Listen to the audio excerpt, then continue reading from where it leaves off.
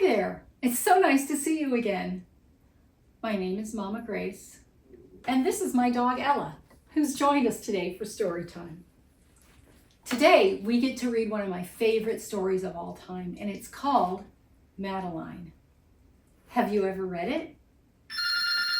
Oh, look, it sounds like we're getting a phone call. Would you like to come with me to answer it? Let's go.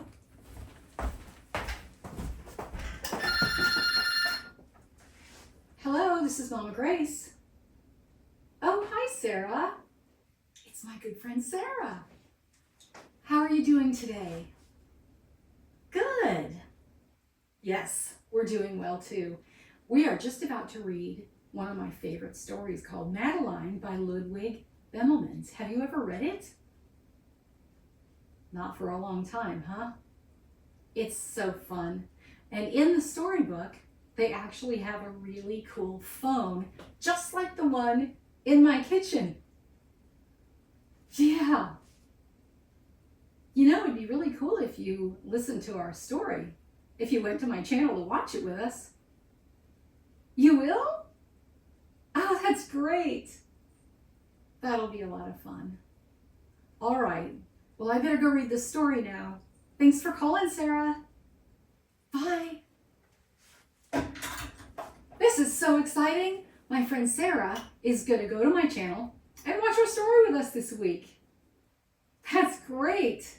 All right, well, we better head back over to the table and read. Okay?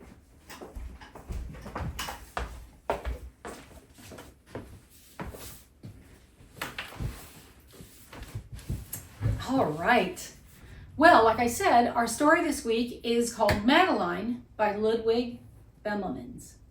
We have several different things that are going to be our toys of the day. This is my dollhouse from when I was a little girl. My parents actually bought this when they were driving me home from the hospital after I was born. They saw it in an antique store window and stopped right away to get their new baby girl a dollhouse. Isn't that exciting? So we're going to use this today for our toy. So watch for it in the story on the pages and see if you can find Madeline's dollhouse that looks like mine. All right, we also have some bread, so watch for that when they say there's a line about Madeline and her friends breaking bread, and that's what this is for. We also have some flowers, and you'll find those on the pages too, so watch for that. Today, we have some nice fresh cold milk, and I have some for you and some for me. So I know that you're not here to drink it with me, but I'd like to imagine that you are. All right? Okay, I found a really interesting article about how Mr. Bemelmans came up with the idea to write the story Madeline. And I wanted to read this to you because it's really interesting. Mr. Bemelmans and his wife, whose name was Madeline, lived on an island off the coast of France. And this was in 1938. And he had an accident one summer with his bicycle. He actually hit the only car that was on that island at the time. And he was in the hospital for just a little bit. And so this is what he wrote about his hospital stay. He said, "I was put into a small white carbolic-y bed."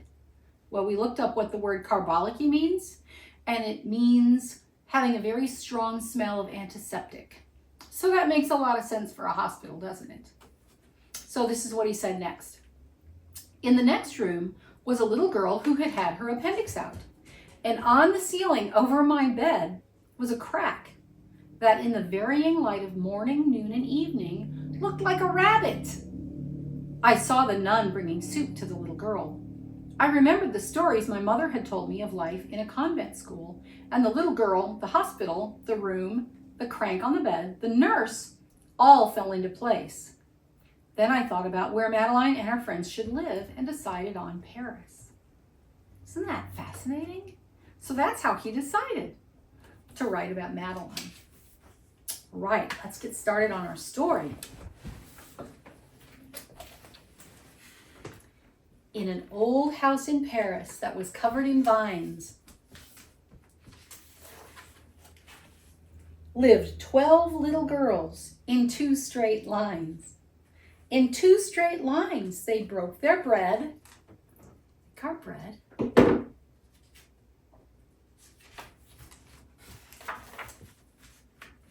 and brushed their teeth and went to bed. They smiled at the good and frowned at the bad.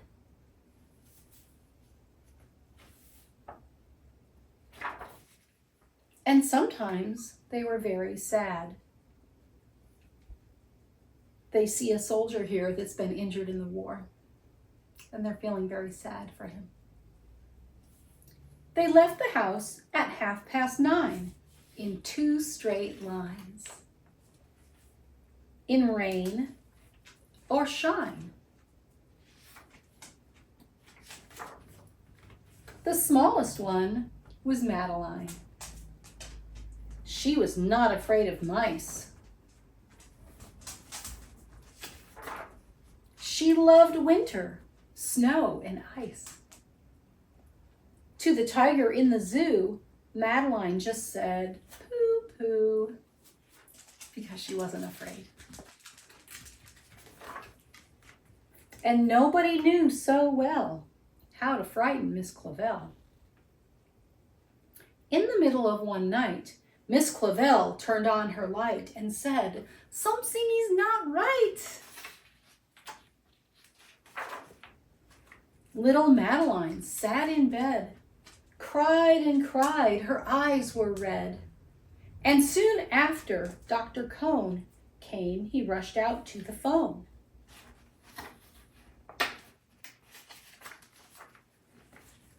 And he dialed DAN, ton 10-6. "Nurse," he said, "it's an appendix." Everybody had to cry. Not a single eye was dry. Madeline was in his arm, in a blanket, safe and warm. In a car with a red light, they drove out into the night. Madeline woke up 2 hours later in a room with flowers. Madeline soon ate and drank. On her bed, there was a crank. And a crack on the ceiling had the habit of sometimes looking like a rabbit. Outside were birds, trees, and sky, and so 10 days passed quickly by. One nice morning, Miss Clavel said, "Isn't this a fine day to visit Madeline?"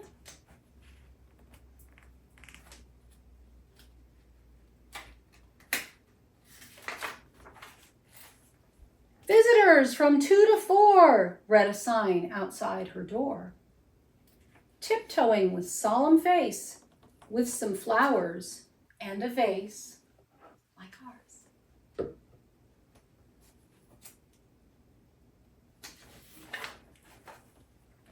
In they walked and then said, "Ah," when they saw the toys and candy and the dollhouse from Papa. But the biggest surprise by far, on her stomach was a scar. "Goodbye," they said, "we'll come again." And the little girls left in the rain.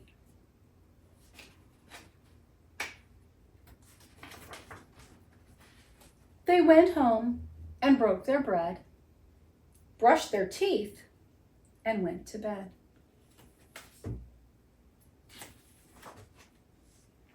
In the middle of the night, Miss Clavel turned on the light and said, "Something is not right."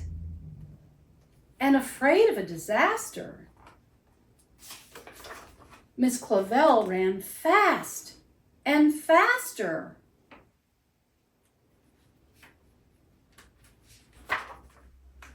And she said, Please, children, do tell me what is troubling you. And all the little girls cried, boo-hoo, we want to have our appendix out too.